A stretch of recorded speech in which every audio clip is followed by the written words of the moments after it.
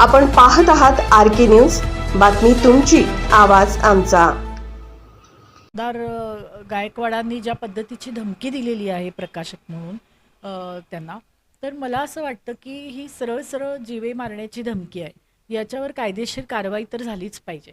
आणि मला असं वाटतं की एक कोल्हापुरामध्ये आम्ही कोल्हापूरवासियांनी कॉम्रेड पानसरेंचा त्यांच्या घरासमोर झालेला खून बघितलेला आहे।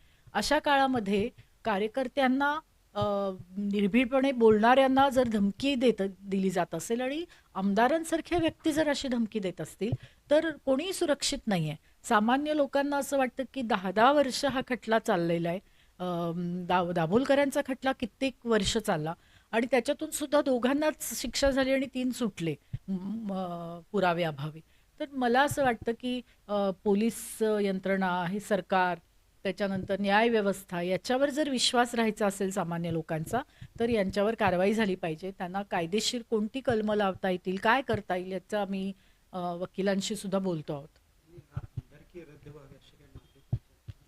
अनेकांनी अशी मागणी केलेली आहे की खरं तर ज्या पक्षाचे ते आहेत, त्या पक्षाचे उपमुख्यमंत्री आहेत, त्यांना अशी भाषा चालते का? अशा पद्धतीची कॉम्रेड पानसरेंसारख्या ज्येष्ठ नेत्याबद्दलची भाषा, अशा एका प्रकाशकाला धमकी देणं, इतक्या घाणेरड्या भाषेमध्ये बोलणं, हे त्यांना चालतं का? आणि त्या एका बाजूला त्यांनी कार्यवाही तर केलीच पाहिजे याच्यावर। असे आमदार ज्या लोकांचं प्रतिनिधित्व करतात ते गरीब लोक आहेत, सामान्य लोक आहेत। आणि त्या शिवाजी महाराज जसं सामान्य गोरगरिबांचे राजे होते, तसं गोरगरिबांचे तुम्ही प्रतिनिधित्व करता।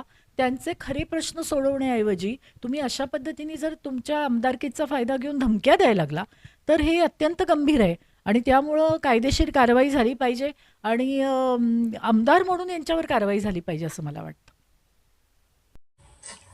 आरके न्यूज चॅनलला लाईक करा, शेअर करा आणि सबस्क्राईब करा।